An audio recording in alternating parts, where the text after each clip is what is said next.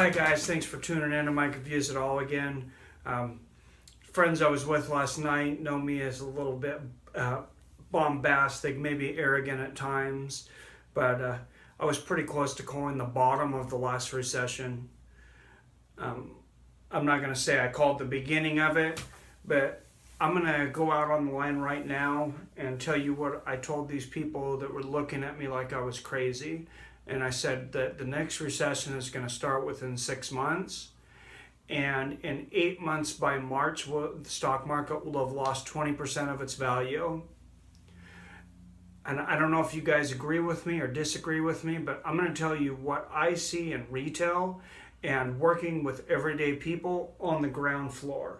And this is how we have an advantage still over some of the highest tech people, because they won't talk to people like us that work in the blue collar jobs, or the lower white collar jobs as they call them. How many people do you know right now that could miss a paycheck, that would be evicted from their house? If they got laid off, they would lose their car. They're wondering how they're going to pay for the next semester of their child's education. How many people have walked up to you in the last year and asked you if they could borrow $20 for gas to make it to work the next week? How many times have you done that yourself? I've been asked, and I've asked in this last year, and that this economy is supposedly so great, and you have so many people struggling right now, and yet a lot of people say that the recession never ended. And one thing, I know I'm tooting my own horn here, but I will say, I told everybody that knows me that when the billionaires have their billionaires back, they will say the recession's over. And that's exactly what happened. And I'm going to tell you something that maybe you haven't thought about with the supposed recovery, and why they said this economy is so great. The jobs out there, the great economy that Trump supposedly inherited and then made even greater on his MAGA tour. So everybody remembers Obamacare, of course. This thing that we didn't get a vote on was shoved down our throats, and then we've been told for the last 7 years about how great it is, and that if you don't believe in it, you want to kill babies and women. Right? Tell me if I'm wrong. I don't think so. So one of the biggest things that a lot of people don't bring up is before Obamacare, you had a lot more full-time employees. So when the mandates started coming in that employers scheduling over a certain amount of hours, it was 28 hours there for a while, and it's different depending on how big your business is, that they would have to start giving them benefits. Well, a lot of these big companies, Amazon included, Taco Bell, a lot of the franchises, a lot of other places, they started hiring more people and they started cutting the hours. So now instead of your local Taco Bell, instead of 30 full-time employees, they now have 60 20-hour-a-week employees. And that's all counted the same when it comes to how they calculate the unemployment ratio and how many jobs are created. One 40-hour job turning into two 20-hour jobs is a job created. And then that person has to go out and get another 20-hour job because these places don't want to pay benefits. And I know that's not everywhere. I know there's a lot of good employers still out there. And I know a lot of people that are still getting insurance. So if you're sitting there telling me I'm wrong, if you have a good employer, that's taking care of you, you're still getting your 40 hours a week, good for you. I'm happy you are. I am fortunate enough that I am getting my hours and a decent amount of benefits. I work as many hours and sometimes a little more than I would even like. But I'm barely paying my bills. I'll tell you, there's not much surplus. I'm in the Seattle area. I know very, very few people that have very much money in their savings account. I know a lot more people we get paid on the 5th and 20th of every month. And I know a lot more people that are already 5-7 days after payday, wondering how they're even going to get to work with gas, how they're going to have enough food. serious concerns like this. I mean, it's all they're trying to do. Literally, people are trying to work enough to survive, and they can't even afford to get the gas to get to work. What happens if gas goes up again to $5 a gallon? We get into a war with North Korea or some other crazy thing that possibly, Trump gets us into, or whoever else gets us into, the Democrats or the Republicans. Gas goes up to $5 a gallon. Imagine if gas went up to $5 a gallon right now. What would happen? Think about how much you're paying for gasoline right now per month, and tell me how much it would affect you if you started having to pay double for that every month right now. Calculate all your bills. Do you even know how much you have going out every month or how much you have coming in? They're getting surprised by things that they've pre-set up. Debts at all-time highs. The student loan crisis that you cannot get out of. The average person in the United States, average college student, owns $28,000 in student loans. I did an entire segment on that. It's definitely not getting any better. For the price of the Iraq and Afghanistan wars, we could have had free college for every single person in the country between 18 and 60 and had money left over to feed people while they were going to college. And I can show you the numbers on that in another video, and they are very sound. But I'm getting off track there. Gold's going to start rising. You're going to start seeing it because some of the insider people, I think, are going to see this one a little quicker this time. I want to say about 3-4 months from now, if you're watching this, gold's going to start rising slowly. Gold's going to be about 10% more than it is right now 3 months from now.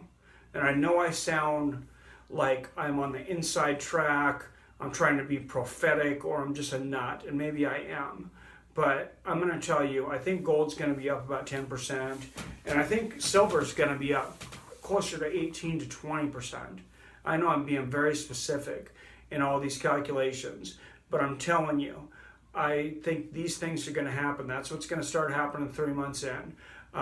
You're going to see a stop to the quantitative easing. You're going to see the next time the Federal Reserve comes up for an interest rate increase, they're going to raise it either a quarter or another 0.5%.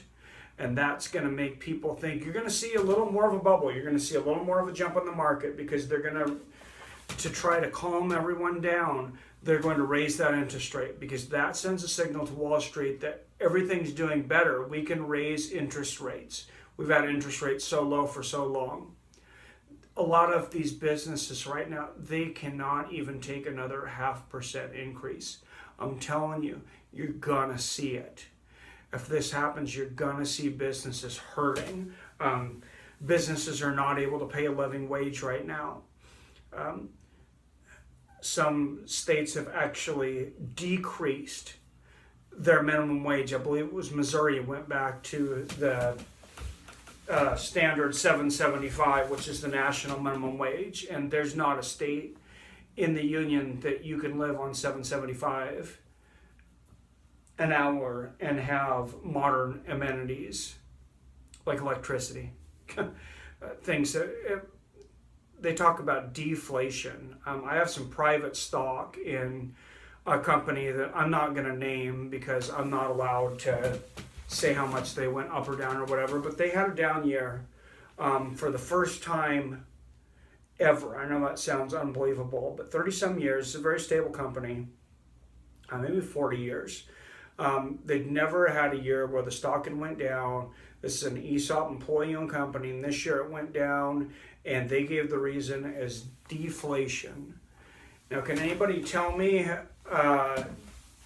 someone that's having a problem with things not being expensive enough? Do you just have so much extra money that you don't know what to do with it? Well, go out and give some to some charities if that's the case. Go out here, we're in Everett, go out to Tweakersville and bring them a 12-pack of tacos. Now, it's not funny being homeless. Don't think I'm making fun of that, but there's a lot of things, a lot of crime was going on there that one of the business owners has exposed because the Everett police refused to do their job. And if you look up Everett Tweakersville, you'll see a lot of things that some of them might not surprise you depending on where you live. A lot of things that make you sick to your stomach. How bad the heroin epidemic has gotten in the country, and that's something that's just going to continually add to this. You have such a clash of opinions right now on people that think they're a lot further, in my mind, away than they really are, that are siding with the left or the right, and they're doing everything their side tells them to do or think, and all of that violence, all of that contention, that's not good for the economy. That's not good for the economy at all. That's going to be one thing that hurts it. Employers are being hurt by political correctness, adding on of more and more regulations, and they're putting small businesses out of business. Some of it by raising minimum wage too quickly, even though I agree that minimum wage needed to raise. Minimum wage is not a career. A career does not pay minimum wage, so you need to be building up from there. If you're making minimum wage, please call me whatever you want, but listen to me. Do not have a family. If you're working in a minimum wage job right now, please take some assistance, do whatever you need to do to get yourself a skill, whether it's go to a college or a tech school or whatever it is, to get yourself a higher paying job, or just look for higher paying jobs. Some of these jobs you don't need a whole lot of extra skill. Sometimes you might have to move, which I hate encouraging people to move away from their family for their work. So that would be a last case resort. But if you're getting paid minimum wage, if you're making $7.75, $8 an hour, you're not even making enough money to support yourself, please don't start bringing children into the world like you have a right to do that at this point. It's not fair to you. It's not fair to the children. It's not fair to the taxpayers, because you're going to be on state assistance and government assistance. And if you're not, your children are going to be having a really, really tough time. My parents didn't have a lot of money growing up. I was very fortunate that my parents had impeccable morals. And I know that sounds like I'm grandstanding there and I'm exaggerating, but my parents had an incredible morals when it came to right and wrong. My dad has an incredible work ethic. His word is his bond to a fault. If he tells you he's going to be somewhere and he's not there 15 minutes, you can bet there's probably an emergency. He does what he says he's going to do, even if it's to his own detriment, because he's put his word out there. But there's a perfect storm coming. There's a perfect storm of the rising price of houses.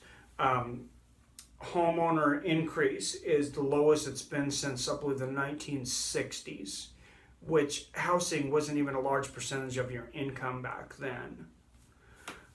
There's rampant hopelessness. There's rampant heroin addiction that Trump promised to address when he was campaigning, but I have not seen it addressed on the local, state, or federal level since he's came in. It's not his fault. It was there before, but he's also not doing what he promised. So I blame it on both sides. But these guys make a lot of money off letting these things happen. They don't have a whole lot of incentive to protect you from these things happening, for you taking out disingenuous loans. Have you noticed car loans and credit cards, a lot more popping up? You're getting offers in the mail for the maximum percentage of interest. I believe it's like 29.8%. How many people do you know that are on payday loans? Have you taken out a payday loan or more than one this year? These are all signs of a recession. These are all signs of bad economic times.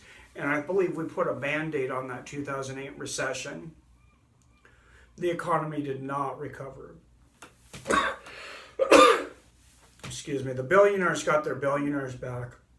Main Street never got their bailout. It's going to come back to bite us. Excuse me. Thanks for tuning in to another episode of Mike Reviews It All. Please like and subscribe.